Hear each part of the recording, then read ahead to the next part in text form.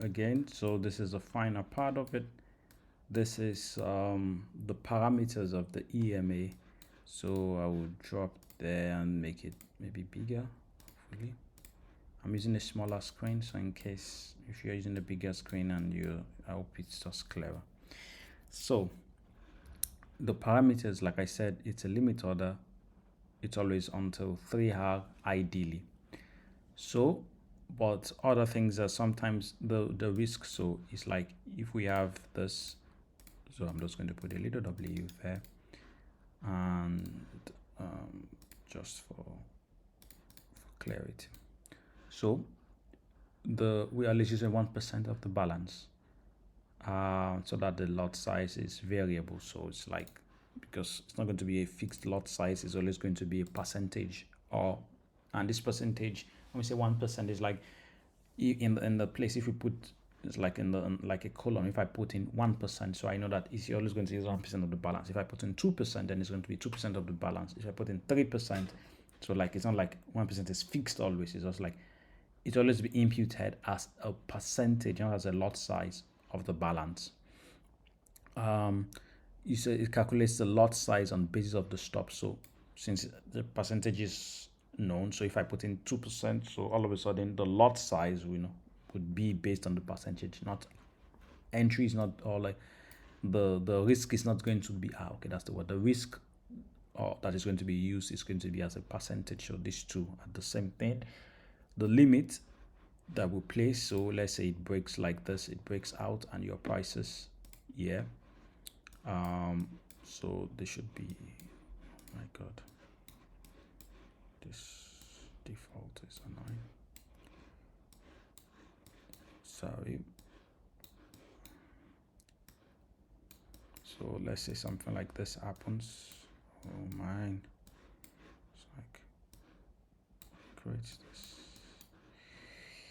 Okay, apologies for that. So let's continue. So if this is 3-1 in this instance.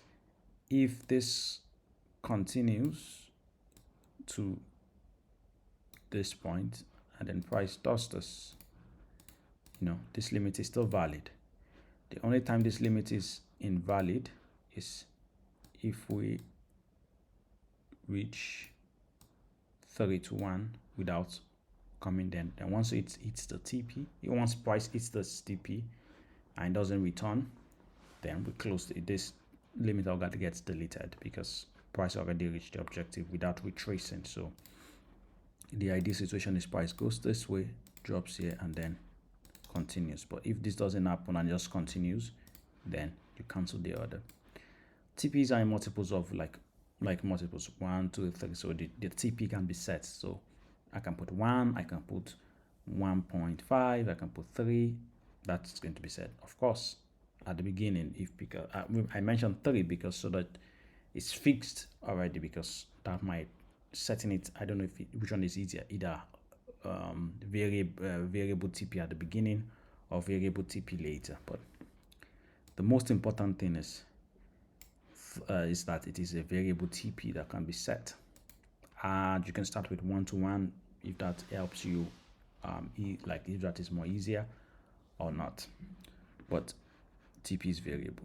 And then if it's possible to get a notification when a limit order is set, maybe sent notification or an alert, such that if someone is, though it's running, supposed to be an EMA, it's running, but if one instead, maybe if it's possible to be sent either to a mail, there's just a notification. I do not know how it works, but if it's possible, a notification limit order, such that if one is busy, one can also confirm that, all right, everything is working very well. Additionally, if we have, so because we are using percentage risk, but if the lot size is 1.375 based on the percentage, the approximation should not be up, it should round it down. So if it's 1.375, but of course, MetaTrader will not have one, or most brokers will not have 1.375.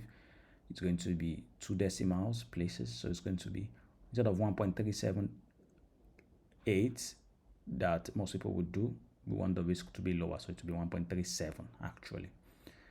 And like I said, is MT5 is a W, so only this is a buy we only have data on buys on W, so it's never going to be a sell ever, so it's always going to be a buy. And of course, like I said, 60% body retracement, and then the EMA is what was missing on the 7 EMA. So yeah, these are the parameters for now. Please let me know if everything is clear, and yes, thank you so very much. And if you understand it and you get it, then let me know and we can talk about the pricing.